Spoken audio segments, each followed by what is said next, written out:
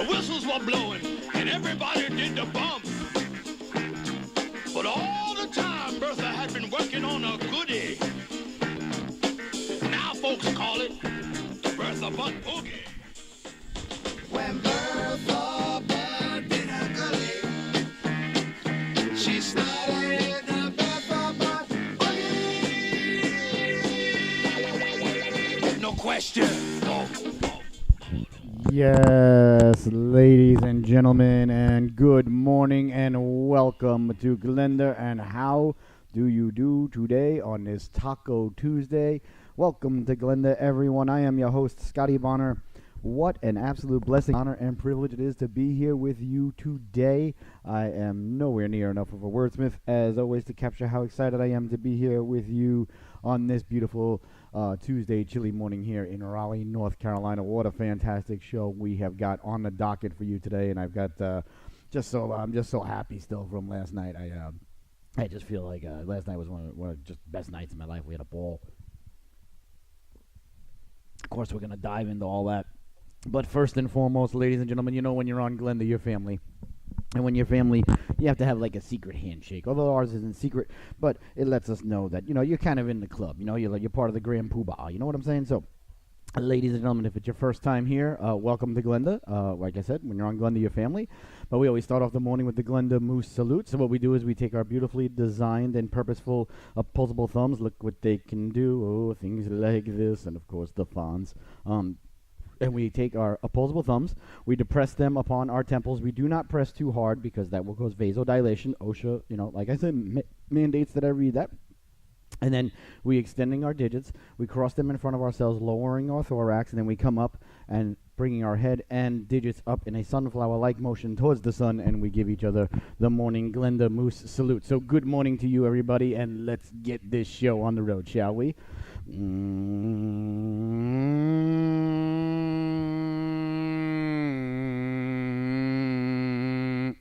And welcome to Glenda, everybody. The show can now officially start and officially get underway. Very excited. We got a little change in the itinerary at the last moment. Just got a couple of text messages from the captain of the NC State Wolfpack, Sam Benishevitz. He's going to be joining us in about a half hour, at about 9:30. We're going to have him on the air to talk about last night's fantastic, superbulous, unbelievably ruckus crowd at PNC Arena for the backyard brawl as State took on Carolina. State took them down 9-5. I know you're thinking, oof, that's a rough one, losing 9-5. But actually, the score with about 17 minutes to go in the third period was 5-4 State. They obviously went on to roll with 4 straight goals there in the third stanza to pull away to win it 9-5. But the score wasn't as lopsided as the affair. But, you know, a win is a win, and 9-5 is 9-5. So, you know, you got to tip your hat and say congratulations to State. What a great night it was. Big crowd on hand. Somebody had told me that they estimated that there was about 7,200 people there, that they actually do have to count the amount of people that come in. I guess they got to report it to the fire department or something. One of the security guards, I overheard him talking to his buddy, and he said, yeah, there's more than 7,000 people here tonight. I was like, oh, that's awesome. So they said, yeah, about 7,250 is what they said that they were saying that was there. So what a great crowd, a raucous crowd. The State band was there. The State fans were rowdy. They were into it. There was actually more Tar Heel fans there this time, I thought, than I've seen in the past. The backyard brawl at PNC Arena, if you didn't get a chance, you could watch it on the Glenda Love Broadcasting channel on YouTube. That's the Glenda Love Broadcasting Company. Excuse me. I got so many names for what we do here, but it's the Glenda Love Broadcasting Company on YouTube. Please subscribe and follow us there. Our shows are there. Sophie's show's there. Our football show, hockey show, this show, and of course the game broadcasts. I am wearing, though, today. I'm still proud wearing my Carolina sweater that the coach Jeff Volkman gave me yesterday. You give me a sweater, ladies and gentlemen. I don't care if your team loses 18,000 or 2. I'm wearing the sweater next day on the show because, as you know, I'm a hockey connoisseur and sweater collector. So you give me a new sweater, I'm rocking it. And, you know, I growing up, you know, as an Islander and Met fan, if I only wore, you know, the sweater of my team after they won, you know, wouldn't be wearing them, you know, all the time anyway. So I want to thank Coach Volkman for this. I want to thank the NC State Wolfpack, and I want to thank UNC Hockey and everybody for really just putting on just a phenomenal show last night at PNC Arena. If you haven't had a chance to check out the game. If you couldn't make it to the game, like I said, you can watch the replay here on Glenda Love Broadcasting. It was a really good, contested. They really went at it. The two organizations. The crowd was phenomenal. The crowd was really into it. So I'm wheeling. I've got the whole company in a wheeling laundry basket right now, because we're on the budget that we're on, and hey, we stay within budget. Well, we don't have a choice, but we stay within budget. So I'm wheeling wheeling it out through PNC Arena. My wife pulled around with the kids. They were at the game. They had a ball, and so she pulls around. I'm wheeling it out, and these three guys that are just absolutely, just inebriated, and I'm all for it. Listen, I have no problem walking around drunk, yelling at people. And I'm wearing, and I could tell too, as I'm walking out towards these guys, they got, state red on, head to toe. I'm still wearing the jersey. Coach gave it to me last night. I wore it for the broadcast, and I'm like, oh, this is I know what's happening here. I was like, oh boy, I know what's coming here. So I'm rolling it, and here I am rolling, my laundry basket. So the biggest one there, of course, the biggest guy there, he was a little bit pseudo-friendly. The other two were as friendly. He turns around, he's like, oh, what are you doing there, Carolina Tar Heels fan there with your laundry basket? I was like, I've come to the game. I was, here to see the game, but I figured I'd do my laundry. What kind of bleepity bleepity blah blah blue blue brings his laundry basket to the game? I said, yeah, I understand. Me walking out with a laundry basket may look a bit odd to you guys. And this buddy came over and he's like, hey, bleep you 44, because that's the sweater here is number 44. You're bleeping this and bleeping that, and I'm like, all right, there's three here, so even back in my day, far be it from me to start with three guys. One of the guys wearing us was a big dude too, so I'm like, all right, I'm definitely. If anything, I was thinking to myself, anything goes down here, I'm hitting that guy first because that's the last guy I want hitting me. So I was gonna hit him first, and then tell Michelle to just speed away, and I'll be all right. I'll be fine. So that was what I was thinking.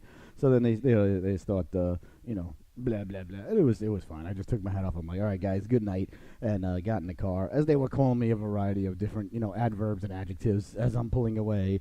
And my son's like, Daddy, what's going on? I'm like, those guys, I know those guys. They're just old friends. And he's like, oh, they don't sound like friends. I'm like, you don't mind that, but you're 45 years old. You got your kids in the car, your wife in the car. You can't really tangle with the guys. Not that I would have three guys on my own, me and just my laundry basket, unless I had a variety of, weapons in the laundry basket, which I didn't. This headset, although, hard on the sides and everything, is not going to really do much, in an altercation or a disagreement. But, like I said, I truly, I don't mind that. I think that, you shouldn't walk out of a hockey game. Especially if your team won inebriated and somebody else wearing the other sweater, I think you should be giving the guy a hard time, in my opinion. Not necessarily to start a fight, but I saw that coming a mile away. I was like, oh, man. She was parked, like, right in front of where these three guys were. I had to walk past them to get to the car, and I could tell by the way they were attempting to stand that, they had a few, cocktails before, during, and after the contest. And here I am wearing my new Carolina sweater. Thanks a lot, Coach. Really appreciate it. But nothing came of it. Yeah, so cooler heads prevailed, or as far as I know, cooler heads prevailed because I just drove away. But it was, the state fans. That's basically, they're a raucous, unattractive, rowdy, libation-filled bunch, and I'm not. They're my kind of people. Believe me, I lived at the Bordy Barn, so I'm not uncomfortable around those kind of people. I knew what was coming. I was like, oh, here we go. I've been down this road before. I've been to Madison Square Garden, walking out, and wearing my Islander jersey. Usually, it's actually worse wearing an Islander jersey when the Rangers win. Believe it or not, when Islanders win, we got into a little bit less trouble walking out. But when the Rangers won, it was actually more trouble, which you would think would be the other way around. But it's not. What are you gonna do? So last night, though, fantastic night, fantastic crowd. UNC jumped out to the early lead. End of one, it was 3-2. End of two, it was 5-3 State. The second period had a couple of brouhahas, little disagreements, a little pushing and shoving, a little argumentative discussions, I guess you could say, about the weather. Went on, which brings a smile to this broadcaster's face. I thoroughly enjoy when there are mix-ups and disagreements. I don't think it's at all foreign to the product. Nothing too dirty or anything. And then so it's 5-3 going into the third. UNC scores early, first minute into the third period, they score, make it 5-4. I'm like, all right, here we go. 1 goal game in the third period, packed house. This is going to be exciting. Buckle up. Here we go. 18 minutes left to go. 1 goal game. And then by the time there was, I would say 15 minutes left to go, it was 8-5, and then it was just 9-5, and then it was just all state the rest of the way. They just poured it on, and the netminder for the Tar Heels really just he just hung on, did the best he could. He let up 9 goals, but he actually played a very good game, I thought. But we'll dive a lot deeper into that once we get Sam on the line. We're going to call Sam in about 17 minutes. But, as on this show, we talk sports. We love to talk sports a lot, but we also talk entertainment, the world of entertainment, TVs and movies and, music and things of that ilk in that realm, because I like to be entertained. I need to be entertained. So I've got something that I need to get off my chest. I need to know how you guys feel, so tweet at us, at Glenda Love BC, the G, the L, the B and the C are capitalized, or you can write us Glenda Love Broadcasting Company at gmail.com, or you can comment on YouTube, or you can comment on our Facebook. There's a variety of ways to get in touch with us, or if you're 1024th, you can send a smoke signal. So what I'm torn about, ladies and gentlemen, I've got a major problem with. Do we have time to get into all? Well, I'll try. I'll keep it condensed because we're calling Sam at about 9:30. Creed 2. Okay, I'm just gonna jump into it. Normally I like to get the, paint the brush, get the palette going, like Bob Ross. He never just, starts off, with a blank palette and then puts up a tree. He does, the background, gets everything mixed up, gets you going, nice and slow and steady and smooth, like only Bob Ross can. So I try a lot of times when I'm, telling a story or going into a situation, like we're having here. I like to call it a session, a psychological session for my own well-being. And I'm sure, like I always feel, if I'm thinking this, somebody else is thinking this, and if somebody else is thinking this, 4 people are thinking it. 4 people are thinking it, 8 people are thinking it. And if you keep extrapolating that out, not using any of the new core math, there's a lot of people, that are thinking what I'm thinking, and they're saying to themselves, "Thank God he's bringing this up. I was embarrassed to bring it up, but now I'm happy somebody, is open enough about it to talk about it." And that's a variety of different topics. But today's topic, ladies and gentlemen, today's concern, today's confusion, today where I'm literally torn apart, is Creed 2. Creed 2 is hitting the movie theaters soon. I think for the holidays coming up. I think Thanksgiving-ish. It's due to come out. Rocky usually comes out around that time, although Rocky 4 came out November 26, 2085. Nope, not 2085. 1085. Because we were there the first day. Best movie theater experience I've ever had. It was like being at a live game. But I digress. So Creed 2 is coming out now, and I don't know if I'm in the minority or I am in the majority of people who are not minorities who did not like Creed, the original movie. I thought the original movie Creed was an absolute disgraceful pile of hot garbage. Not just because it wasn't a good movie, because it wasn't. It wasn't a good movie at all. Not just because I don't really care for Michael B. Jordan as an actor. I think he's extremely overrated. I don't think he can hold a candle to Glover's son. I think it's Danny Glover Jr. I'm not sure. Don't want to get his first name wrong, but Glover's son is a much better actor, but he doesn't get the love because he's not as angry on film as Michael B. Jordan in his roles in Creed and Black Panther, where he was the bad guy. He was decent in Black Panther. Black Panther's a good movie. So, besides the fact that Creed wasn't a good movie, a lot of characters weren't developed well enough. Again, no spoilers. Well, this one, there may have to be spoilers. But anyway, the fact that Stallone didn't write or direct the first Creed. He obviously signed off on it because he owns the characters, they're his intellectual property, so he was okay with it. And obviously he started it as, an older Rocky Balboa, which, whatever. I'm not going to get into the details of his character in the movie, which was also not very good.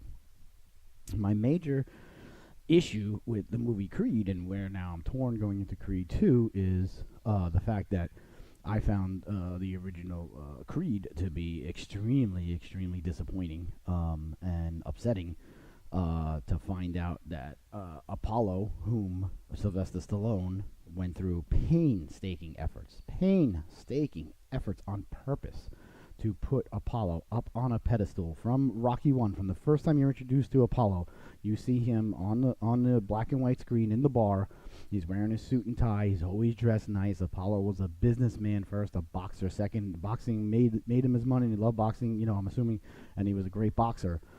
But he saw himself. He acted. He carried himself, and he was first and foremost a businessman. Took care of business in the ring when it was time.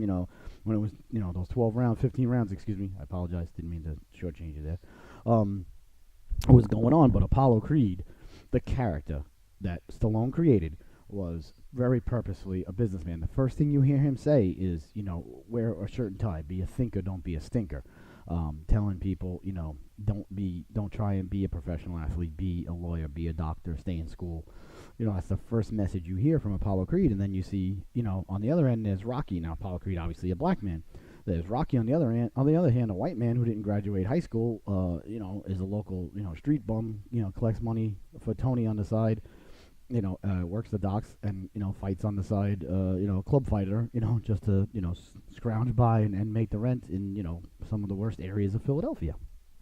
So, and you see Apollo all throughout all the Rocky movies up until he passed away, with his family, with his wife. He's talking about his kids. They're being embarrassed at school about, how he lost to Rocky originally, and he's only portrayed as an exceptionally smart businessman, an exceptionally, upstanding family man. That's it, and he's you never ever see Apollo not dressed nicely in any scene in any of the Rocky movies. He's always, if he's in the gym working out or he's in the ring, obviously then okay, but still outside when he's walking, when they go to L.A., when they get back to his gym, he walks into the gym, he's wearing a suit and tie. When he goes to meet Rocky to talk about him to have the fight, he's wearing a suit and tie. Shows up at the press conferences, he's wearing a suit and tie. When he comes by Rocky's house just to chat with him about fighting Drago, he's wearing a nice pair of dress pants. He's wearing a nice button-down shirt with a collar. I mean, he was, never, ever did you see him in a sweatshirt, sweatpants. Even when he comes to see Rocky, Rocky's wearing a sweatshirt and sweatpants, and Paulie's sitting there in the wife beater, going over the fifth horse in the fourth race with his nephew, which, by the way, also that scene inspired Sophie's Sports and Toys Emporium, because I was like, wow, if Paulie, if Uncle Paulie can gamble with his nephew, then I could teach my daughter about gambling. So I want to thank Stallone for that. And I personally feel that Sylvester Stallone is the greatest American filmmaker of all time. He's created Rocky, he's created Rambo, what's it called? What do they call it? See now, I forgot because I was older when these came out, so I'm not as in the Indispensables or whatever they are, the Unbreakables, the Dispensables, whatever they are, that movie that he's got with the guys that are mercenaries and everything. They're decent. I'm not too into those movies as much as the other ones, but the guy, he's a phenomenal filmmaker, great director, and great screenwriter. So he goes through all of this. Now you're talking for 30 years, I would say, between maybe 40 years. From when Rocky 1 came out, which was 1976, till Creed came out, which was 2015, so 76. Here we go. Let's do math without doing the new core math. 86, 96, 06. So almost 40 years we had Apollo Creed up here on this ridiculously high pedestal. Smartest guy in the room, best businessman in the room, best athlete in the room, a family man.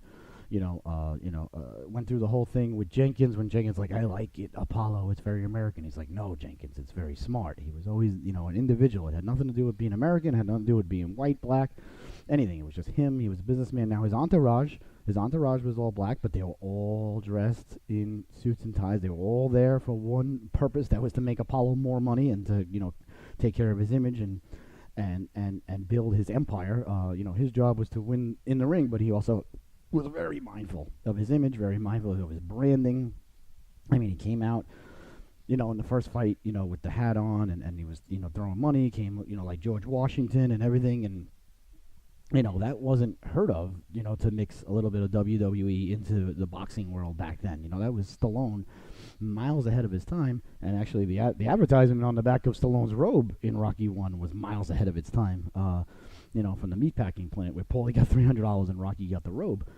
Then we see guys coming out now with, advertisements tattooed on their back and this and that, which is fine, whatever. Hey, God bless you. You're going to go in there and get the crap beat out of you. You should make as much money as possible while you're in there. I don't begrudge the guys doing any of that, but that was Stallone, way ahead of his time, 1976. Stallone, way ahead of his time, with a black man portrayed as a leader, a business leader, educated, smart, best dressed guy in the room, yada yada yada. Apollo Creed was on a pedestal constantly. Now people always say, "Oh, Rocky's racist because it shows Rocky beating up a black guy." Well, you know what? Rocky and Apollo were 1-1. Rocky lost the first fight. Didn't get knocked out, but he lost the first fight. Apollo didn't exactly get knocked out. He got knocked down and out in the last second. Rocky won the second fight. Of course, they had the third fight, which they talked about in Creed, but I'm not going to get into it because I don't want to get into too many spoilers. So then you get to Creed, okay? Movie Creed comes out. I see it because it's got Stallone, and it's got him as Rocky, so I'm like, all right, I got to see this. It's not a good movie.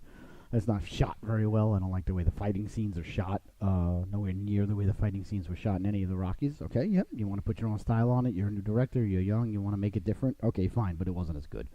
You could say whatever you want.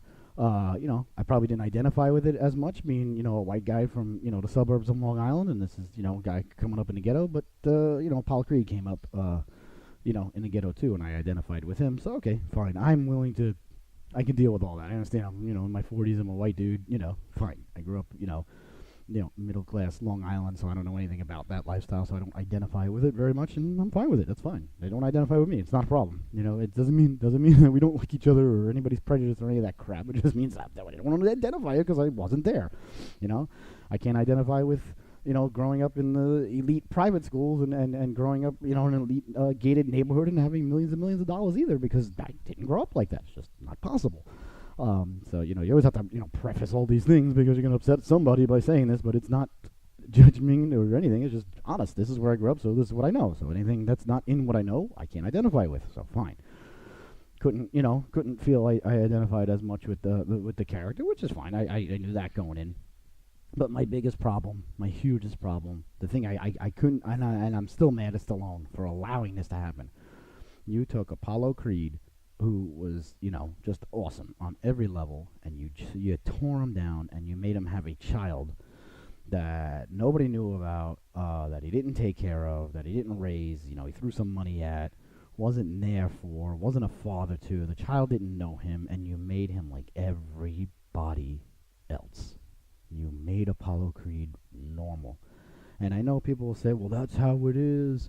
That's just keeping it real. That's just this. That's just that. I don't buy into any of that crap. I think that's a bunch of crap. I think that by making Apollo be like everybody else and making Apollo, imperfect. Not that he was perfect by any means, but a major, major character flaw. I mean, they did the same thing. They tried to do it with Superman in Superman Returns, hot garbage. They tried to do it with Indiana Jones in that fourth movie. That was a debacle. I shouldn't even bring up and ruin your day. They said he had a son he didn't know about, he didn't raise. It's the same Hollywood story over and over and over again, because they want you to believe that the dads aren't around, the dads are gone, not doing their job, and that job has been replaced by the government. That's another story for another time. But to take and then to assume that because he was an athlete, and I'll go another step further, because he was a black athlete and he had money, that he would have, a woman on the side, obviously, and you would have a child on the side that he hid or ignored or whatever you want to say. Sent the money, but didn't have a hand in raising him. The child didn't know him, and the kid grew up angry, and now he wants to fight, and he's carrying his father's name and legacy and yada yada yada and all that. And I get all that, but once the movie started, and I knew Felicia Rashad, Mrs. Huxtable, Esquire, was playing Apollo's, wife. She wasn't the original wife back in the movies, but she's a good, older actress to play Apollo's, old wife back in the day. Perfectly cast, actually. She's a great actress. Of course, I loved her as Mrs. Huxtable. And look at the Huxtables. Look at Dr. Huxtable. Okay, a doctor, a lawyer, educated, well off. And listen, don't get into Bill Cosby. Okay, I'm not saying I'm talking about Dr. Huxtable. Okay, I know what you're gonna. Shut up. Okay, a lawyer, a doctor, lives in Manhattan, in the Village, in a brownstone, which is, at the time of the show, probably $1 million in the 80s. Well-educated, well-dressed, into his culture, jazz, and certainly recognized things of the African-American black culture during a show, which, honestly, when I watched it at the time, I just was like, whatever, I'll just get past this. The rest of the show is fantastic and funny. I didn't like it. I didn't, at the time, realize why he was doing it. I was a kid. I remember my grandparents bemoaning it. I just got to do this crap, and blah blah blah. That's just the way it was. And that's like I said, when you're on Glenda, we're honest. So if this offends anybody or anybody says, "I shouldn't be talking about these things," why? It happened. Who cares? But I honestly have always said that no Dr. Huxtable, no Barack Obama. Not getting into whether he was a good president or a bad president. Just saying that Dr. Huxtable changed how people saw people of color in the United States. And that eventually ended up leading to us having a black president. So I think that Stallone went through a lot of painstaking effort to have Creed, Apollo, on this level where he was, like I said, the smartest guy in the room, best athlete in the room, best dressed guy in the room, best businessman in the room, most ruthless businessman, in the room. When he comes to talk to Rocky in Rocky 3 about him, having the rematch against Clubber Lang. And Rocky's like, "Why are you doing this?" And he's like, "Lord knows I don't mind large numbers." He's like, "I'm here for money." This is a great business. Yes, I want to help you get back. Yes, I like you. Yes, I don't like that guy. I think he's a punk. I respect you. You're the greatest fighter I ever fought. All that's great and this and that. But the bottom line is, I'm here because I like large numbers. And he said it to him. He didn't lie to him. Yes, I'm going to have my heart and soul poured into this because I'm also a gladiator and a warrior, just like you. Just like he went through the speech in Rocky 4. When there's no damn war to fight, then the warrior may as well be dead. Rock. I mean, one of the greatest scenes. Most of the greatest scenes in the Rocky movies, in my opinion, have Apollo in it. That conversation that he has with Rocky, the conversation that he has with Tony is my favorite of all the 6 Rocky films. When he asks Tony, and he's like, "What are you afraid of, man?" And Tony's like, "Honest," and he's like, "Yeah, honest." And he looks back and he walks away. Doesn't want the rest of the entourage here. He doesn't want to embarrass his boy. Loves him, And he's not saying that you're not awesome. He's just saying, "I saw you beat that man like I never seen no man get beat before, and the man kept coming after you." And Apollo looked at him and he's like, "Thank you." He wanted to know why don't you want me to fight this guy? What is it? And it wasn't Tony saying, "You're not awesome, you can't beat him." It's not that. I just never seen, this guy just won't stop, and it doesn't matter what we do. This guy, you're going to have to kill this guy. And, I don't know if you've got it in you to kill another man. Maybe he was thinking, I'm taking it to another level. But in that scene, Apollo sitting there, okay, he's got his tie off, but he's got his vest on. He's got his jacket over the chair. He's dressed to the nines. Everybody in the room has got a shirt and tie, except for Tony, because Tony's the manager, but Tony still had a collar on. You came to talk to Apollo. You walked into Apollo's office. You came to do business with Apollo. You better act like a businessman, dress like a businessman, and speak like a businessman. And that for Stallone to do that for 40 years on purpose, and then to knock it down all in one little, for me, caused a tremendous amount, of uneasiness in my jejunum. Made me sick. I didn't even want to sit through the movie, and the rest of the movie I hated. So now Creed 2 is coming out. Now here's my quagmire. Here's where I'm torn. Here's where I'm asking you, what do I do here? Okay? Creed 2 is coming out. The trailers look really good. I gotta be honest. It's got Ivan Drago. Ivan Drago's in the movie. Okay, so I got Drago and Rocky standing there in the ring next to each other. Okay, they're not fighting, not, back in their prime anymore. But it's still Ivan Drago and Rocky Balboa standing in the ring. And I'm like, oh my God. I'm like, it's like dangling a piece of raw meat in front of Old Yeller. You know what I'm saying? Like, how do I not go to the movies to go see this? On top of that, okay, I'm like, all right, I'm not going to do it. I'm still mad about what happened with Creed. I don't like that they knocked Apollo down, blah, blah, blah. Then I see, as the credits flash right at the end, I see screenplay by Sylvester Stallone. I'm like, no way. So I go to IMBG, which I go to that website, I would say, at least once a day to see movies and who did what and directed, blah, blah. Click on it, go to Creed 2. Sure enough, a characters, obviously, by Stallone said that. And I went back to check on Creed 1. I'm like, I wonder if he had screenplay credits from Creed 1, and he didn't. It just said characters, Sylvester Stallone, which they're his characters. He invented them, obviously in 1976 or whenever he wrote it, 1974. Supposedly he wrote it in 30 hours. He didn't sleep for 30 hours, wrote the movie. So while he was on sleep deprivation, he made sure to paint Apollo as the smartest, best business and most ruthless businessman and athlete in the room. Oh, by the way. So I see it says screenplay by Stallone. I go to IMDb and it says it's directed by, it's even a different director, so I'm happy about that because I wasn't happy with the way the first film was shot, like I said. And it says screenplay written by Sylvester Stallone. So now I've got, quote unquote, a Rocky movie, Creed, still Rocky Balboa, still Sylvester Stallone as Rocky Balboa. I've got Ivan Drago in the ring, and the screenplay is written by Sylvester Stallone. I'm going to be at the movie theaters. I'm going to be at the movie theaters. As much as I just went on about 20 minutes about how much I am still not happy with Sylvester Stallone. He's one of the three people I always want to sit down and have a beer with. One of them has gone on to heaven. That was Howard Ramis. I want to have a beer with Sylvester Stallone. I want to have a beer with Jake McDonald. Those are my goals in life. And if I sit down with Stallone, I'm going to say, why did you allow that to happen to Apollo Creed? I'm going to ask him. I'm definitely going to ask him because it bothers me. It bothers me a lot.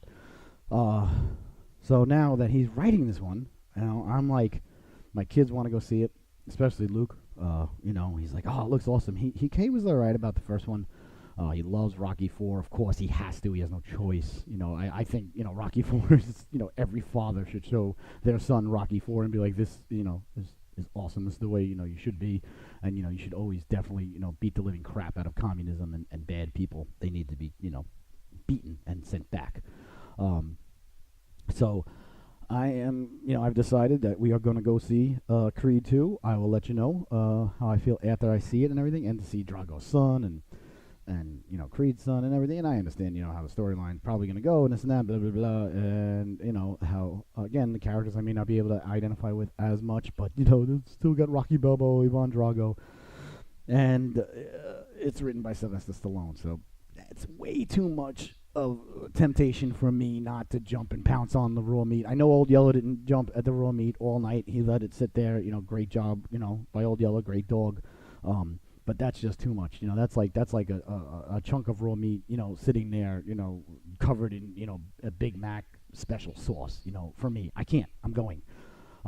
There's nothing I can do. I've already made the decision. I've already now, cleared it with you guys. But I'm torn. I'm still torn, and I'm like, am I doing the right thing? Because I'm supporting something that I don't really want to support by going to the movies. But I just can't not go. I'm a scarecrow. I'm all heart and no brains, and I can't not go see Rocky Balboa and Ivan Drago in the same ring, written by Sylvester Stallone. I wouldn't be, who I am, what I am, and how God made me to be. If I said, no, I'm not going to go, because I'm standing on my morals. I don't like the fact that, what they did to Apollo Creed. I still don't like the fact of what they did to Apollo Creed. I'll never like the fact of what they did to Apollo Creed, but there's just too much meat, too much goodness here for me not to and go see this movie, with my kids. So let me know how you feel about that. I'm still torn. I'm still surprised at myself about it, things of that nature. But I'll be there. I'll be there in the end, at the end of the day, as they like to say. So I really want to thank you guys for allowing me to get that off my chest.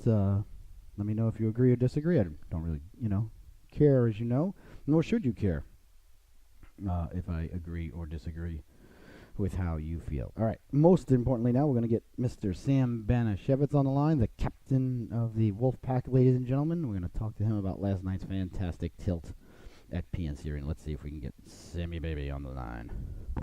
Love this guy. This guy's great. Hello. Hello. Is this Sam? Sure is. Sam, how you doing this morning, pal? Welcome to Glenda. You are on live radio, so just want to let you know. I always like to let people know, just in case they got to, have some gas or, curse at somebody on the road. How you doing this morning, young man? Well, considering we're coming off a big win from last night, pretty good. I would imagine so. That was a great crowd on hand, great energy in the building. You guys and the Tar Heels, I want to thank you guys.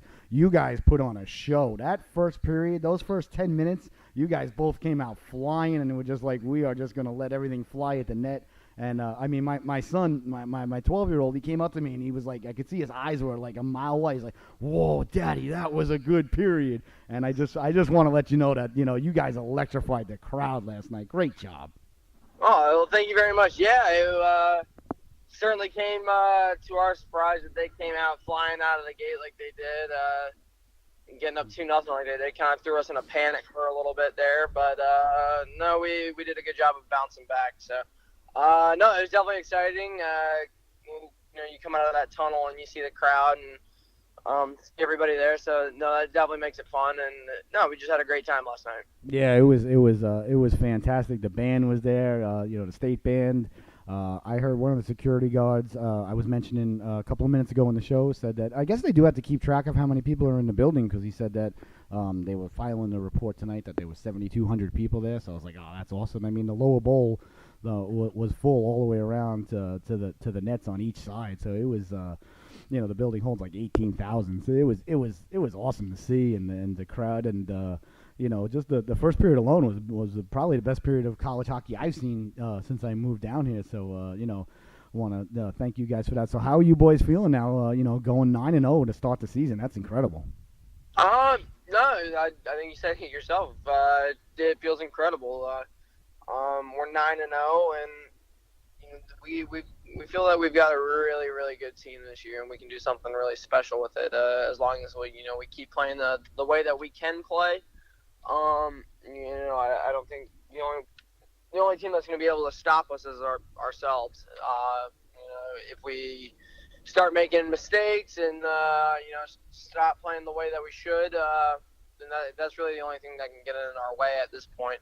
But right now, we just we're just gonna keep this snowball moving down the mountain here, and hopefully keep this train rolling as much as we can. Yeah, an incredible stat that I didn't even realize at the game because I'm not much of a stat guy myself. I never was. I'm more of just what my eyes see and my heart feels. So I don't really keep track of a lot of things during the game. But I saw this later on. I'm not sure. I think it was Ice Pack Game Day or somebody had it out there that you guys obviously scored 9 goals. You won 9-5, but you guys had 9 different goal scorers last night, and that's the second time this season that you guys have scored with 9 different goal scorers in a game. That's just ridiculous. Yeah, actually, Saturday night up in Richmond, we had 9 different goal scores as well. We scored final score was 11-1. So that's awesome. Yeah, so it's just really cool to see the depth that we have now. Anybody can score at any given moment, where we didn't necessarily have that over the past couple of years. But it's just awesome to see that we can roll all 4 lines, and there's a good chance that some sort of production is going to come out of it, whether it's just a hard battling shift that sets up the goal for the next line, or whether that line itself just comes out and scores a goal or 2.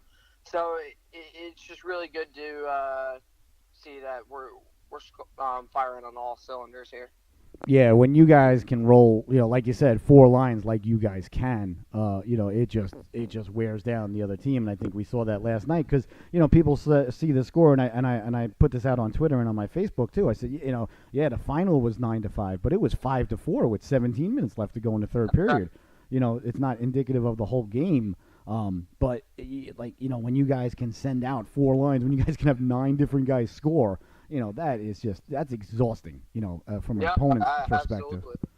Absolutely. It definitely helps from our conditioning aspect. It keeps our stamina up. But I think part of it is that we come out and first periods are usually never our thing. I think that's a trend that we've unfortunately set for ourselves. Is just over the past 3 or 4 years that's been the case. Just first period, we never really have a good start, but we typically always have a pretty solid finish. Yeah. We're more of a third period team. If you look at all of our games this season, I think that's been the case. It's just we keep going when other teams die out or they start to get tired. We just have that extra gear and just keep going. Yeah, you guys really do. Numerous times last night, you guys would just apply the pressure behind the net, forechecking, delivering the big hit, and causing the turnover, or somebody on the blue line just doing a nice job keeping the puck in. When you're working hard to get the puck out and you used a lot of energy to get the puck out, and you finally go to get it out and you think it's going out, and then the guy at the blue line makes a ridiculous play just to keep it in, and you're like, oh, and you can't even get to the bench to change.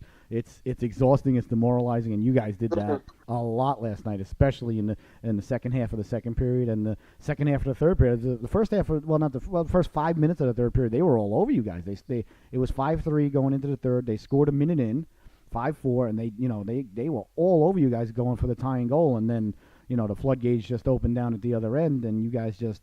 A lot of the goals, that you guys scored were either on rebounds or turnovers or just, I felt from just smothering them literally in their own zone and not letting them out. I mean, is that something you guys, talk about and focus on, or is it just happens? You're right. Because. Well, I know I'm right, Sam. Okay. No, in the sense that it is demoralizing, especially you battle so hard in the defensive zone, and you're, I don't know, maybe a foot away from getting the puck out and getting a fresh change and getting new legs and maybe starting something down at the other end. But we got guys on that blue line. We got big guys on that blue line. Yeah, you do. Cam Mazkowski out there, who's like a twin tower out there. He's huge. Yeah, he's a big boy. And you got Ellis, who's just, athletic as all get out. You got Devin Halko, Ian O'Rourke. Halko had a heck of a game. Eric Mura. Halko had a heck of a game. You got a bunch of guys out there that can just, keep that puck in and just chip it down low, and the forwards can keep cycling and keep moving. And eventually that defense is going to get tired. I mean, the forwards might be getting tired as well, but if we can bury one, you're right. You're a foot away from getting that puck out, and then it just turns into a goal against. There's nothing more demoralizing than that. And I'm saying that from when it happens to me, or when it happens to my line. Especially as a winger, I know it's my job to make sure that puck gets out if it gets within 3 feet of that blue line. Right. So anytime that puck stays in, like a D-man keeps that puck in, it's immediately the winger's fault. So I know that I know that's a tough pill to swallow, especially if that D keeps it in and then they score. So I know that's a tough one to swallow. But yeah, obviously we look to do that. We just look to keep the puck in as much as possible. We can't score from the neutral or D zone, so anytime we have the puck in the offensive zone, we're just doing our best to create opportunities, get the puck to the net, maybe generate a few rebounds, or hopefully something bounces in for us. Yeah, absolutely. And one of the most exciting plays last night was the play where you rushed the puck in, you lowered your shoulder, you cut to the middle. I got to think you knew you were going to take a big hit there. You took the hit. You got the shot on goal, and then the rebound was banged in. Even though it was waved off because the net came off, it was just one of those plays, like the whole crowd, while you were cutting in, you could see the whole crowd start to rise like a little bit out of their chairs, and then they banged it in. You guys banged it in, and then the crowd went wild, and the ref called it off. It was the right call by the ref because the net was knocked off before it went in. Yeah. But just plays like that went on last night, and I'm looking around, I'm like trying to take the whole thing in, and I had my 2 kids and my wife were like a couple of feet in front of me, so I'm kind of like, I got an eye on them just to see, if they're enjoying the game, because I'm really like trying to gather in the atmosphere of the whole thing, because these events are they're huge events, and to see the crowd like literally like coming up out of their seat as you're rushing the puck, and then you take the big hit, you take the wallop, and I even said during the broadcast, I'm like, you'll take that 11 out of 10 times for a goal. I know you would. Oh yeah. And just to see that play, that was one of the more exciting, most exciting plays. Of the whole game, even though it wasn't a goal, it was just something, to see from my perspective. I got a question for you. I thought, well, let me hear how you thought. How did you feel the officiating was last night? Because the second period, things got a little testy, which everybody likes to see in these games during the second period. How did you feel the officials handled it last night with the big, there's a lot of pressure on them too with the big crowd. Of course. No, I thought they did a great job. They, obviously you feel that there's some calls that should go your way, but at the same time, there were calls that could have gone their way as well that weren't necessarily called. And Green was the main official that I was talking to most of the night. We get Tyler Corey a lot. He's a good guy, and but I was talking to Green for most of it. I think he was the crew chief last night. So he did a great job communicating with me what he saw, and very respectful. Every now and then you get a ref that just doesn't want to talk to you, doesn't want to have anything to do with you, doesn't care about your play. But these guys last night, they did a great job. They at least listened, and they gave their insight. Nothing got heated in the arguments between me and the official, which I don't know if you see some of our games, it does happen. Of course. Temper a little bit, but no, I thought they did a great job. I think penalties were pretty even, and even if they weren't on our side, our PK did a great job of killing a lot of those penalties off. I think that 5-on-3 was in that second period was the big that was a momentum shifter right there. But overall, I thought they did a great job. They you said it. They waved off that goal. It was the right call. It's unfortunate because that would have been a nice point to have. But They did a great job. Of course, it's going to get chippy. It's a college hockey game, and it's a big rivalry matchup. You're in front of a big crowd like that, so everybody wants to see fights and brawls break out. So, of course, that's going to happen. But I thought they did a great job of making the correct calls when that happened and getting the instigator instead of giving everybody like 5 or 10 minutes and kicking people out. Which wasn't necessary at all. So I think they did a great job. Yeah, no, I agree with you, and the reason I wanted to specifically ask you is because I hope that Mr. Mike Wally gets wind of it, because I thought that crew last night was phenomenal. I truly did. A lot of times I'm very critical of the officials. I've officiated a tremendous amount of hockey games. Some good, some bad. I'm sure I've made my share of horrific calls. I'm not saying that I haven't. But I thought last night there was a couple of scrums last night after the whistle, especially in the second period, where they didn't change the manpower on the ice, and I was very happy to see that. They gave a guy from your squad 2 minutes for roughing, a guy from their squad 2 minutes for roughing, and that was that. I didn't feel like they were injecting themselves in the game. There were a couple penalties called, of course. There's going to be penalties, but the ones that they called were egregious calls that they made that were tripping or something, slashing. But it wasn't. I don't think either team had 4 power plays or full power plays, but it wasn't like I noticed where they were calling ticky-tack. I think there was 1 power play each in the first period, and the second period was the second period. That got a little bit rough there for a little while. But I just I really feel like somebody should go back, watch the film, and say, okay, this is how a game should be officiated between 2 good teams in a big situation. And that's I as much as I'm critical of the officials, I like to give out positive feedback, and I'm glad that you felt the same way. Of course, it's easy to feel that way when you come out on top, but I don't think the Tar Heels had anything to complain about either. So what's up next on the docket for the Wolfpack? What's next on the schedule? Next on the schedule is UNC Charlotte. We're off for a couple weeks here. We got we just had 3 big games in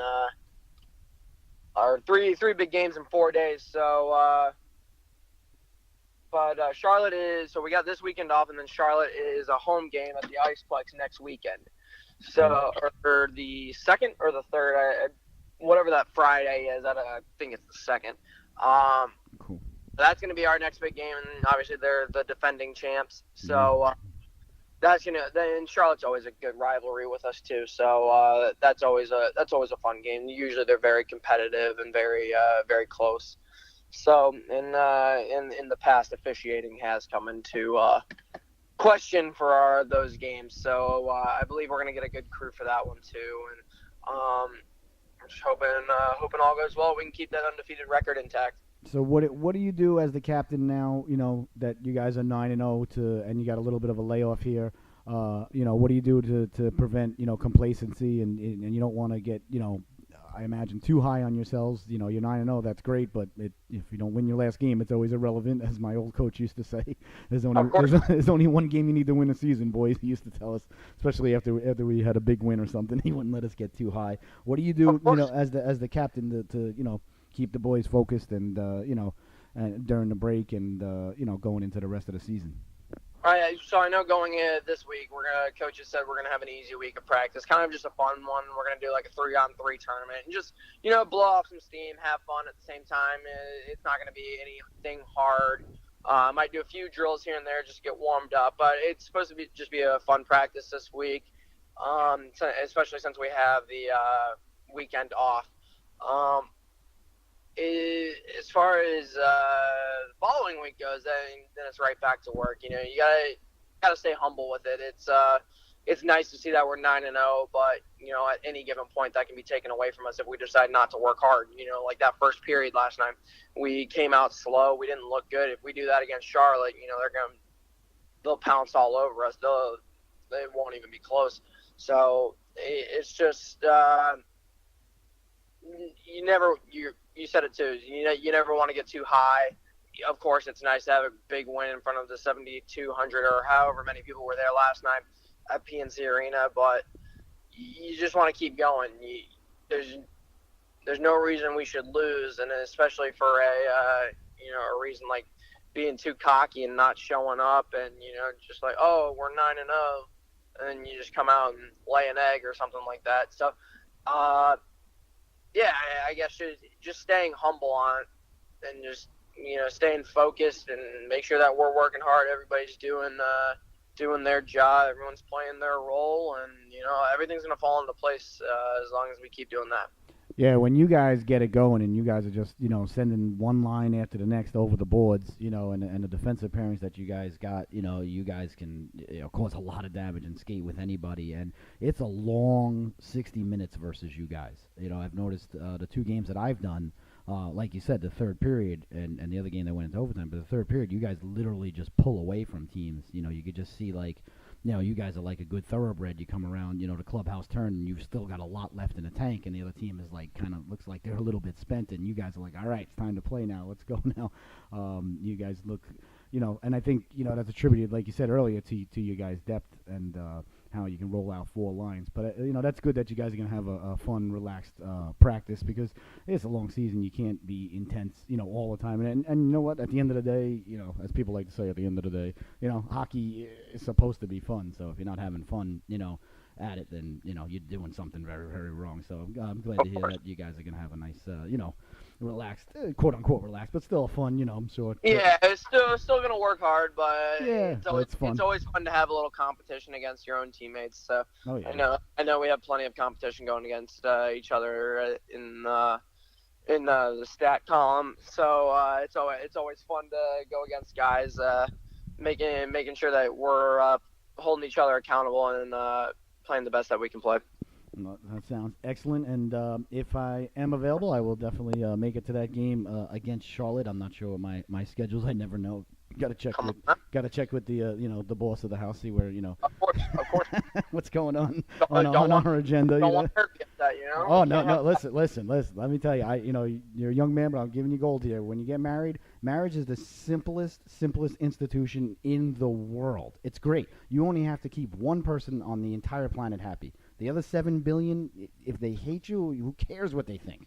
As long as you keep one person happy, you're gold. It's easy. My girlfriend is pounding that into my head so consistently. That's excellent. So hopefully I'm not sure. Like I said, hopefully I'll be able to make that game. I want to again thank you so much for coming on. I really appreciate your time. You make the show that much better. And to you and tell all the boys and to both teams really, I want to thank you guys. Really put on just a fantastic show last night for the fans. I know it's great. You guys came out on top, of course. But overall the game, the level of play, the excitement, the fans, the level of hitting that was going on last night. Like I said, I've been down here 5 years now, and the level of play just in the last 5 years has, I don't want to say doubled, but it's gone up dramatically on the ice. You could see it from, every game that I go to for every one of these teams. It's great. It's great to see. Oh, yeah. Well, we appreciate you coming out and covering us and everything. So you guys make it better for us. You, Impact TV, and all the fans that come out. You guys are really what truly make this experience possible. I guess normally most ACHA club hockey teams don't even have the same willpower that we do. So just on a promotion standpoint. So you guys are what make this experience possible, and you guys are what make it a lot of fun. Excellent. Well, I appreciate that, and I look forward to seeing you guys as soon as possible. Like I said, I'm not sure on my schedule, so I don't want to say anything that I can't keep a promise to. But I just want to thank you again so much for coming on. I want to wish you nothing but the best the rest of the way, and hopefully you guys have a real long and maybe championship run. Don't want to put the cart before the horse here, but you guys look like you're poised to have a real special season. As long as you keep doing what you're doing and don't change a thing. If it ain't broke, don't fix it. That's the only advice I have for you. That's right. Well, hey, I appreciate it, and anything you need, let me know. If you need me to come back on the show, I'm always happy to come back. So you're always welcome. Let me know anything you need. Appreciate it. Drop the phone. Yeah, excellent. Well, if there's an NC State sweater, that's laying around the locker room that nobody's using, double XL. I'm a hockey sweater connoisseur and collector. Well, yeah, double XL not because I need a double XL, but sometimes the sweater goes in the dryer and shrinks a little. Of course. So, but Sam, thank you so much, man. I really appreciate it, and we'll talk soon, brother. Of course, sounds like a plan. All right, be good, bro. I appreciate it. All right, bye. All right, ladies and gentlemen, that was the captain of the Wolfpack, Sam Banashevitz, fan of the program, just a great guy all around, and as you know, fellow redhead, coming off last night's huge win at PNC Arena. 9-5 was the final, and I do really want to make a point of saying that it was only 5-4 with 17 minutes left, because you say 9-5, and it really sounds like it was a shellacking. It was a one-sided affair in the third period from like the 15-minute mark on, no question, but I think that's just a case of really got to tip your hat to the Wolfpack and their depth, and they literally can just roll out full. I mean, they had 9 different guys score goals last night. That's unheard of at any level, and that's when you score 9 goals and it's scored by 9 different guys on the team. That's a tough pill to swallow from an opponent's perspective. A tough team to beat, and they're rolling right now. They're 9-0.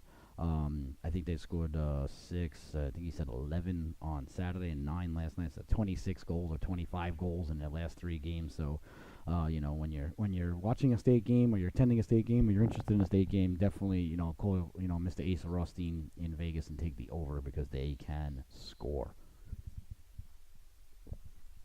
So I want to give a big thank you, big shout out to Sam for coming on the show. Like I said, great guy, great player. Unfortunately, last night, Sam scored a beautiful goal, and I said the wrong name when he scored it, so I blame myself. And the problem was, here's my excuse, because I don't like to make excuses, and, I like to be accountable. So here's my excuse as to why. I had my vantage point was the best vantage point I've had all year at PNC Arena. So I'm used to being in the corner behind the glass, and I used, and can't really see so well. So when I do that, I can see who scores the goal better. I guess I don't know. I just blew the goal, so I feel shame, and but that's you gotta keep going. You gotta keep your head up. You gotta push through, keep going, and things of that nature.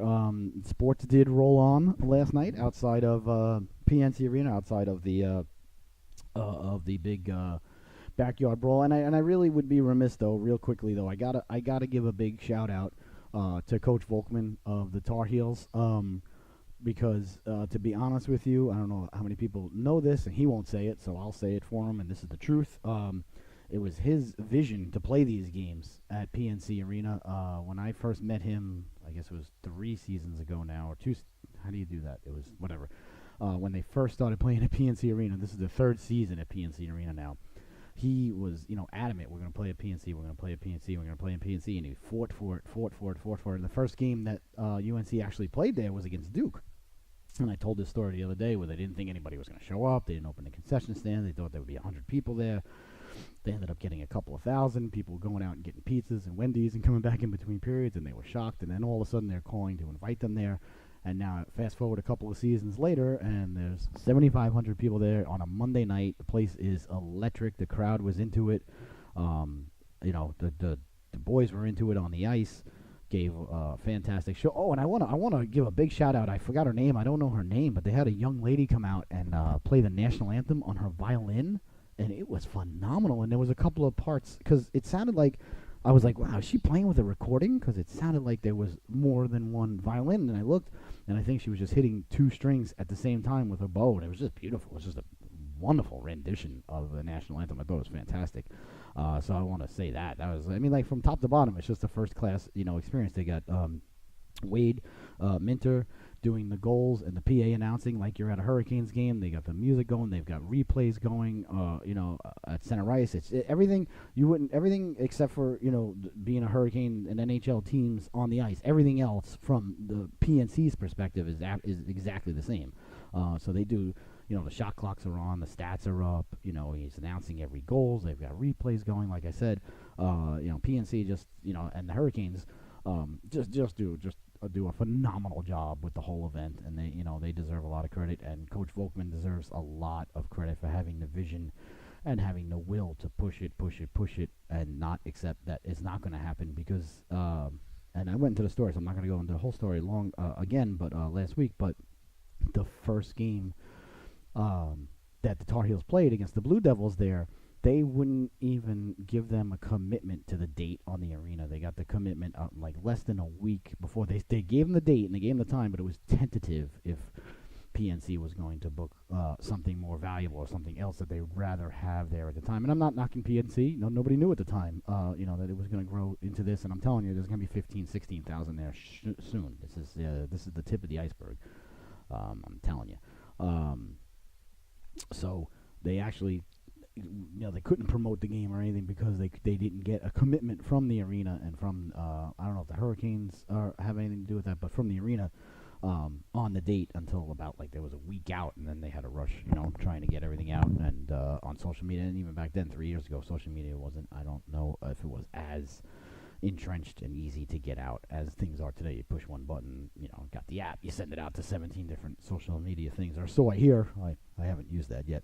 So I think it would be a little bit remiss after a fantastic evening last night yet again at the Backyard Brawl if we didn't mention Coach Jeff's efforts, and just want to send a thank you to the Hurricanes, to PNC Arena, to the Wolfpack, to UNC, the hockey club. And I'd like to send a message from me personally to the athletic directors of Duke, the athletic director of NC State, and the athletic director of UNC. Since I am not affiliated with any of you, I can say whatever I want to coaches and other people around. They may think it, they may say it off the record, they may say it in private, but they're not going to come out and say it. And I understand that. That's the world. That's the way it is. That's the way it goes. You don't do that. You should all really take a hard look at these hockey programs. Look at the crowd last night. Look at the buzz. Look at what's going on. And this is quote-unquote club hockey.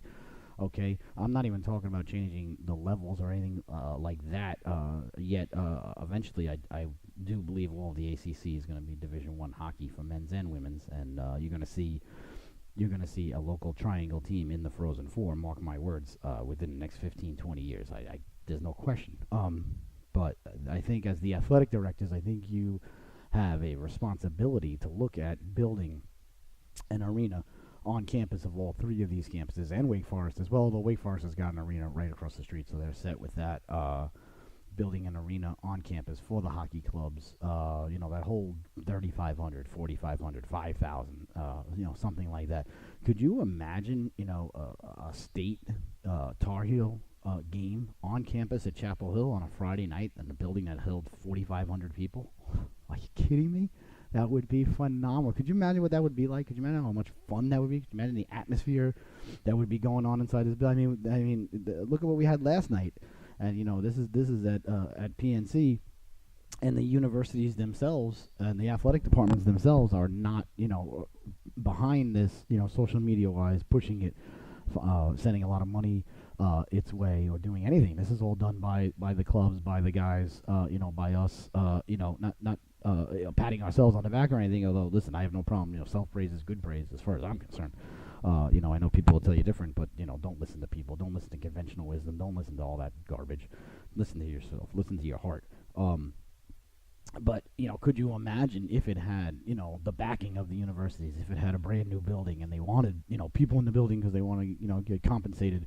Imagine if it had the coverage and the push and the support that these boys on the ice and girls, even though Jessie wasn't there for the Tar Heels, she was playing tennis in Turkey, I believe they said, which is unbelievable. For these organizations, the support that they deserve, as opposed to being, treated like, and no offense, Sam, I know you won't take offense to it. I'm a redhead as well, but treated like a redhead stepchild. I'm sure I'll get emails about that, how that's offensive these days, but you know what you can do with your email? You can send it to Santa Claus because you got a better chance of him reading it and caring about what you say. So I really think that the athletic departments and directors of all three of these schools, and Wake Forest as well, really, it's time to step up, take a good, long, hard look. If you want to, sit down with me, I'll gladly talk about it, but I don't think I'm the guy you should really be sitting down with, because I'll tell you, to your face, I think you're doing a horrible job. You should be doing a better job, and the fact that these three programs are, as supported as little as they are by the schools right now is criminal. And, well, maybe not criminal, that's a bit much, but you know what I'm saying.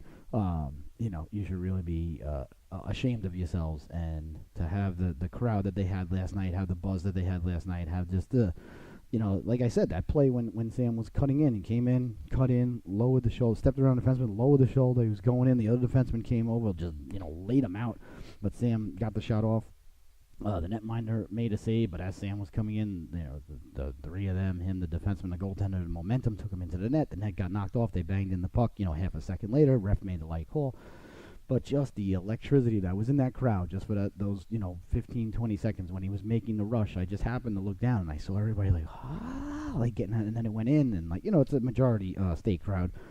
So they're excited. They went in, then they realized the ref waved it off. Then of course they're booing the ref and yada yada. And sure, of course, if I'm if I'm a state fan or if I'm at a Hurricanes game, and Aho lowers the shoulder and they bang the puck in, the ref waves it off. I'm yelling at the ref. I'm standing there. I was happy. I was elated. I was clapping. And now you're taking my joy away, taking my happiness away. So yeah, I'm not happy with you, Mr. Orange Stripes on your shirt there. So that's a normal reaction.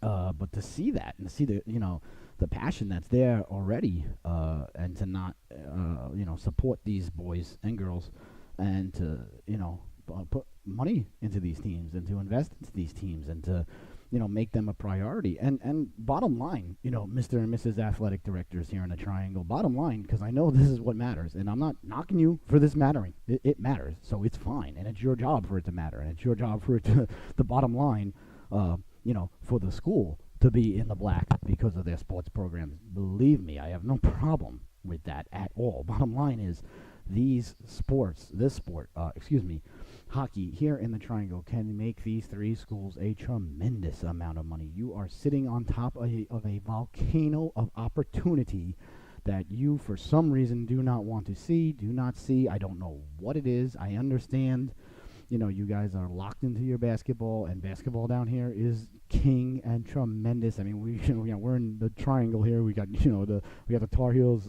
we got the Blue Devils, okay, perennial, Final Four teams, and we got State, also a very good team. But we've got, the Carolina Tar Heels and Duke Blue Devils in basketball. I mean, that's 1 and 1A, and pretty much, I guess, like Kentucky, whatever programs are, at this level in basketball on a regular basis, year in and year out, who gets the best, top flight, prospects, even though they're one and done and whatever, not getting into all that now. That's another discussion for another time. But the bottom line is, no matter how you slice it, this is the capital of, college basketball. And I get that. And that's, a tremendous moneymaker. And that's fine. Good for you. Fantastic. Don't stop making it. Make as much as you can every single year. Not going to get into whether you're exploiting the children or this and that or the other thing. That's, again, another discussion for another time. I don't think that you are entirely. I also don't think that they're wrong entirely for wanting to be compensated. It's a different discussion. That's there. We're here. So you got to stay focused there. You're trying to distract me. I see what you're trying to do there. You're trying to distract me from my point because I'm making a good point, but I'm not going to let it. I'm not going to let you do that. So what I'm saying is the potential for income, for money, for profit here in the hockey programs, all three of them. And really, when I should say all four, because I'm including Wake Forest. And you got a good program in Elon, and Elon's a good private school that's got plenty of money. Again, Scott, you think it all comes down to money, from you're New York, you're from Long Island. Yeah, it does come down to money, okay? Because if it's not going to make money for the schools, it ain't going to happen, okay? And I'm not just saying that because I'm a quarter Jewish, okay? I'm saying it because it's a fact. The job of the athletic director is to raise funds for the school, make sure that the athletic programs are profitable, for the school. There are some, obviously, that are not going to make money, for the school. The swim team. No offense to the swimmers out there, it's a very, very difficult sport. I couldn't do it in a million years. It's not profitable. You're not getting 80,000 people on hand, to watch you go back and forth, even if you have Michael Phelps in the pool. But it's important to have a first-rate, aquatic facility. It's important to have a first-rate gym for the swimmers to swim in. It's important to have scholarships for the swimmers to come and have a full ride, to be a swimmer at the school. And a lot of that gets paid for by football, basketball, and a lot of money can be made from these hockey organizations. Eventually, sure, go Division I. Eventually, yeah, make the ACC a huge hockey conference. Why not? You've got huge schools here. You've got Duke. You've got UNC. You've got NC State. You've got Wake Forest. You've got Navy. You've got Virginia. You've got Virginia Tech. You got Georgia Tech. You've got I think actually Alabama actually has a very good hockey team. You got Delaware. Delaware's got a very good hockey team. Up and down, the Mid-Atlantic here, it's loaded with big time schools with big time names, ready to go. And a lot of the areas, especially here in the Triangle, are loaded with people who have migrated here from cold weather towns such as New York, Boston, Chicago, the Windy City, Philadelphia, Washington, Detroit, Minnesota, Toronto. There are so many millions of us here that are from quote unquote hockey towns that have moved here and absolutely love it here. I love it here. Okay, I will always love New York. I will always, always, always. You'll never hear me say a bad word about New York. New York City, Manhattan is the greatest and capital of the universe. There is nothing like Manhattan. Manhattan is the best. I never lived in Manhattan, so I'm not. I just lived, a half hour from it, 45 minutes from it, most of my life. I will always love Long Island. I will always love New York. I will always love my hometown of Deer Park. I'll never, ever, ever, ever, be one of those guys. New York sucks. It's this, it's that. It's just more difficult there, and it's a lot colder, and there's a lot more traffic. I mean, those are facts that no one in New York would argue. So moving here 5 years ago and not knowing a soul when we came down here, we didn't have any family down here, didn't have any friends down here, didn't know anyone, not a person. There were so many people that I ended up meeting down here that were all from other areas. And I just spoke with Sam on the phone. I know he's a Raleigh native, so he probably is like, these darn Yankees. And I understand that. That's fine. I get that. I think I like it. I think it's fun. I like the mix of the transplants like myself from all over and the homegrown southern people. I love the culture down here, the climate, the food. It's a great, city, Raleigh. I absolutely love it here. My only thing I don't like and I regret about here is that I didn't come 10 years ago instead of coming 5 years ago. And again, truth be told, if I could have had, the level of I don't know if it's livelihood or whatever you call it, standard of living, I guess, with the ease that I have down here, having the standard of living. I'm not being braggadocious. I'm just saying it is what it is. I would have stayed in New York. I left because I wasn't making it. It wasn't New York's problem. It was my problem. But there are so many millions of guys like me that are here, and girls, families, that are here, that are hockey people, that, love the NHL, love their team, are really gravitating towards the Canes, as I, had a conversation yesterday with Shane. We had Shane Willis on, from the Hurricanes, and we talked about people, gravitating, coming back to the Canes, how he sees a lot of little kids at the rink. One kid's wearing a Blackhawks hat, another kid's wearing a Penguins hat. My kid will walk by wearing an Islander hat. I'm guilty of it too. Because it's hard to leave your hockey team behind, and I'll never be able to leave the Islanders. It's impossible. I grew up there, grew up at the barn. I saw them win the Stanley Cup with my dad in 1983. It's never, ever, ever going to happen. But I can say now, for the first time since I've been down here in 5 years, the first time the other night where I was actually pissed off that the Hurricanes lost. I've always rooted for them, kept an eye on them, would like for them to do well so we can go to a playoff game, because there's nothing like an NHL playoff game. So I was always, pseudo rooting for them, but I'd be like, every time the Islanders lose, the Islanders playing tomorrow night, they're playing the Panthers. Islanders lose tomorrow night against the Panthers, I'm pissed. I'm disgruntled. I'm in a bad mood. For 15 minutes I get over it. They lose a lot, so you got to learn to get over it quickly. And I have, but I'm still every time before the Islanders take the ice, every time I think they're gonna win the game. Like, just a little bit of me, some of it might be like, this is a tough one, like when the other night when we were playing in Nashville, I'm like, oof, it's a tough one, but I'm like, no, we can win this, we're gonna win. And we were down 3-0. I'm like, well, whatever. So then we make it 3-2. I'm like, no, we can win this. And like, that doesn't change, even though we're at best a mediocre team right now. But every time the Islanders lose, I'm pissed off. So for the first time since we've been down here the other night, when the Canes lost, it was actually during the day, to the Avalanche, came home and caught like the last bit of the third period, and I was like, oh man, come on, you gotta win these games at home. And I was like really like ticked off that they lost the game. That's the first time since I've been down here that I've been pissed off that the Hurricanes lost. So what I'm getting at, what I'm pointing at, is that my heart is starting to be affiliated with the Canes. I'll never leave the Islanders. It can't. It's not gonna happen. You're not gonna just take a racer to 40 years of life. That's not gonna happen. But I am really, coming around, and I'm rooting for the games. I was thrilled. We had the game on last night on the way home from PNC, and I heard, if you haven't seen it, I'll put it up on our Twitter. The 3 saves that Mrazek made last night were just ridiculous. I mean, no, one of them, I don't know how in the world the guy didn't bury the biscuit. He shot it right back into him, but hey, you know what? You stick your leg out, you take a chance, the puck goes into it. It's a great save. That's what it is, because as you know, ladies and gentlemen, if you're a fan of the show, and I want to thank you, I was a third-string netminder, for the University of Stony Brook 4 years. 2, really. Another thing I gotta talk about here. I said, I don't know if I said it on the air. I don't think I said it on the air, but I said to my daughter, and I said to my wife, and I would say it to my son, but he's upstairs playing Fortnite the minute he gets home. Well, you don't mind that. I said to them, I said, that's it. I'm not picking hockey. I'm not picking hockey anymore this week. Every time I pick hockey, I lose. I picked the Broncos Thursday night, nailed it. I picked the Dodgers the other night in Game 7, nailed it. And everything in between, I've been picking hockey. Lost. Last night, I take the Jets giving a goal and a half, and I'm like, oh my! And then what happened was, I asked Sophie for her lock, because she always gives her lock when she gets home from school, which she nailed again last night. That's 3 in a row now. She's up +2 going into her show. Oh, which we're gonna have to air. Program update, which I'll put on Twitter. We're gonna have to air her show on Thursday this week, so she'll have one less chance at a lock. I may just give her an extra $3 benefit of the doubt, because she's 8 and my daughter. So how that show works, if you don't know, real quick, she picks a pick every night. It's called a lock. Each lock is worth $3. If she gets it right, she's plus $3. Minus gets it wrong, she's minus $3. If she scores a goal in any of her hockey games, she gets 3 locks or $9. She had 2 games this weekend, didn't score any goals. She's still punished about that.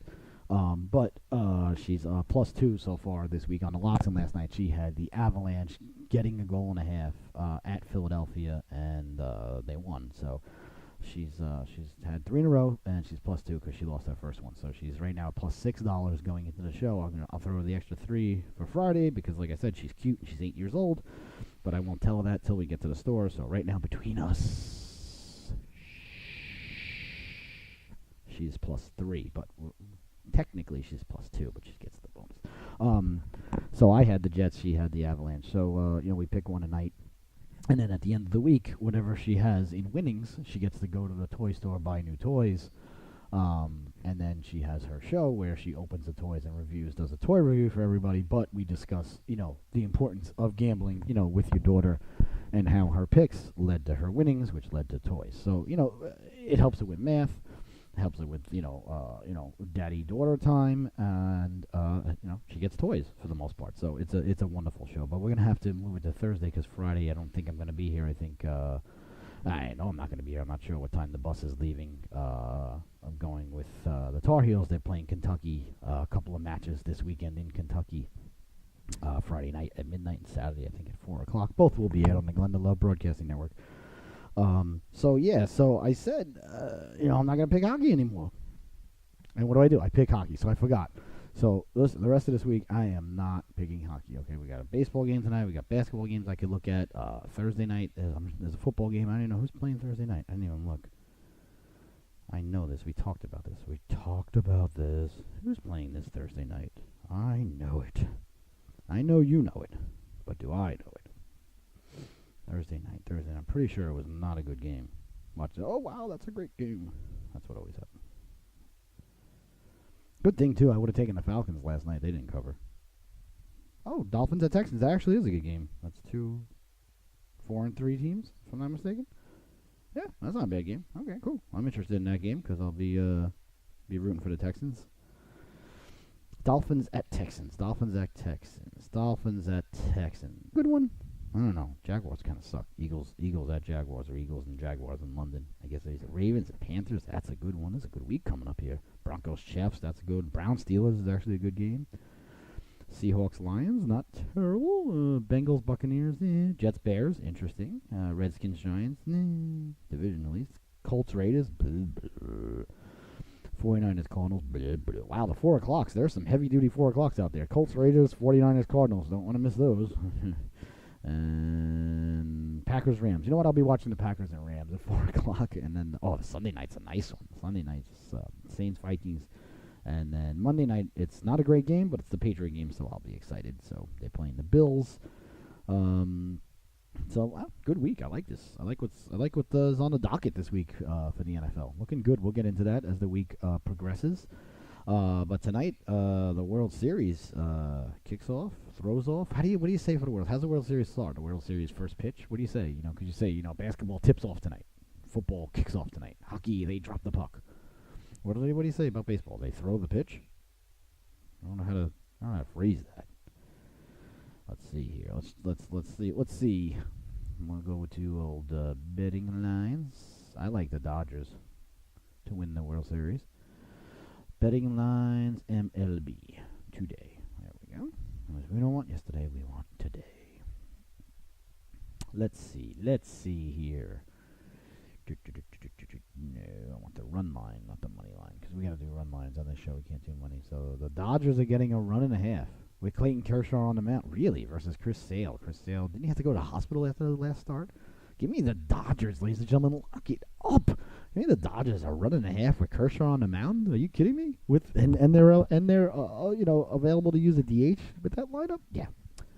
I know Boston, has had a great season and they're awesome and all, but I'll take the Los Angeles Dodgers. That's my lock of the day, ladies and gentlemen. Write it down. Read it. L.A. Dodgers plus a run and a half. Sure, I'll take that. Run and a half with a fantastic pitcher on the mound. I know Boston's got a ridiculously good lineup, but I'm gonna go with that. Let's see who's playing in the National Basketball Association tonight. Who's playing the NHL? Nope, not gonna look. I'm not touching those games. Philly at Detroit, Clippers at New Orleans, Sacramento at Denver. Okay, of all those 6 teams, I can't name one person on any. Oh no, I can name a couple of guys on Philly, I guess. It's Joel Embiid and Ben Simmons, I guess. Philly's only given 2.5 to Detroit. Really, is Detroit good? Are they good? Are the Pistons good? I don't know. Let's see what's going on in hockey. Go to hockey. Go, you son of a... When I push there, you're supposed to go there. Go. Why don't you go? All right, we're trying. Getting to hockey now. And we're there.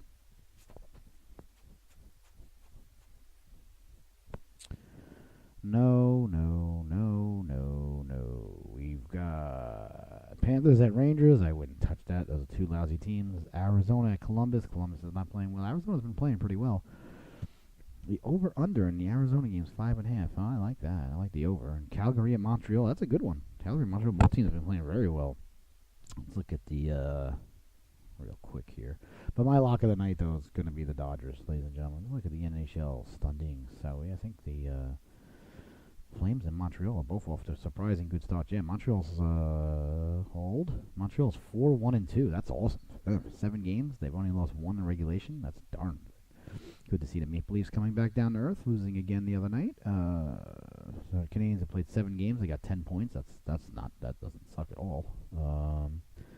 And they're going against the Flames, who are 5-3. Okay, so they've got 8 games, 10 points. So Montreal obviously off to the better start there. I think I said the game was in Montreal, didn't I? I believe I did. Yeah, the game's in Montreal, so Montreal's given a goal and a half there. Like I said, I wouldn't touch. Oh, there's a whole bunch of more games. What? Bad website, bad. Coyotes at Blue Jackets. I do like the over. Panthers at Rangers wouldn't touch it. Flames at Canadians wouldn't touch it. Bruins at Senators. Bruins are giving a goal and a half on the road. Wouldn't touch it. Sharks at Predators. That's an interesting game. I would take the Predators, though, but I wouldn't touch it. Ducks at Blackhawks. That's a good one. I'll watch that one later on tonight. Stars at Kings. Penguins Oilers. Oh, Crosby and McDavid. I'll be tuning in for that. Oh, nice. The Panthers play tonight? Sweet. The Panthers play the Rangers tonight now this morning. Now, here's the thing. Here's the thing I'm going to bring up. And you laugh. People have laughed at me for years about this, but I'm going to bring it up, and I'm telling you, I've noticed it a couple of times already this season.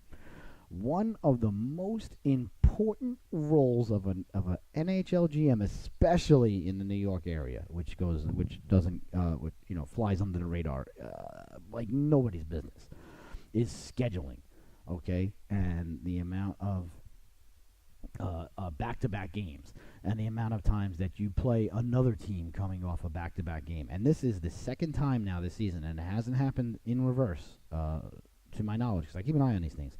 This is the second time this season, and it'll happen the other way around, but where the Islanders are playing a team that comes into town, because there's 3 teams right there, the Islanders, Rangers, and Devils, and even the Flyers and Bruins and Washington are close enough, and even Buffalo, where people can play, back-to-back nights because we're so close, geographically speaking, even Montreal.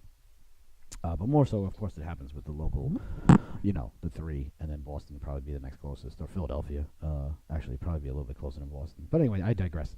This is the second time, ladies and gentlemen, this season that a team has come into the tri-state area and played the Islanders on the second night of a back-to-back, either playing the Rangers or the Devils the night before. And I'm telling you, and I said this for a long time when Garth Snow was the general manager, that happened the other way around.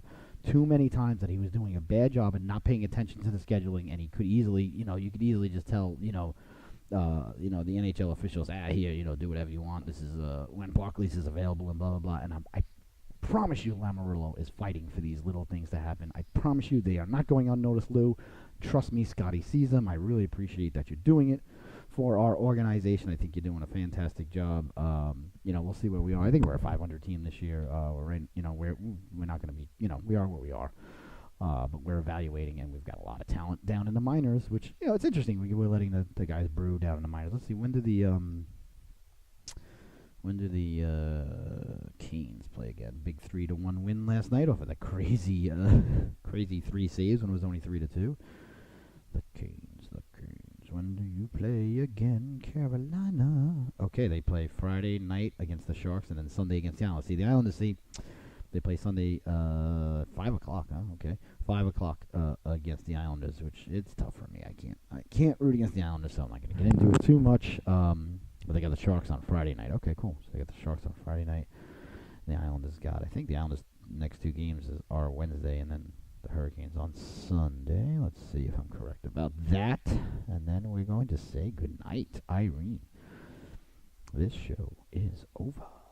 Where's the Islanders? Where'd you go? Son of a... There they are. Islanders. Nope, excuse me. Islanders play Saturday. That's right. The Islanders play Saturday afternoon at Philadelphia, and then Sunday afternoon against the Hurricanes here in Carolina. So that's cool.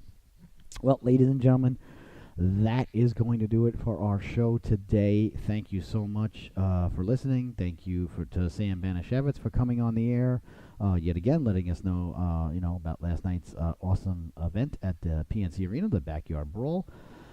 You can catch the Welcome to Glenda show, 9 a.m.'s weekdays, 9 to 10:30. Of course, you can catch Sophie's Sports and Toys Emporium, normally held on Friday afternoons. This week it's going to be on Thursday because we're heading out to Kentucky Friday to do the Midnight Madness game between the UNC Tar Heels and the Kentucky Wildcats in hockey. I hear that they get big crowds out there in Kentucky. Looking forward to that. We're playing them Friday night, midnight, and then Saturday again, I think at 4 o'clock. Those games will be live on the Glenda Low Broadcasting Network.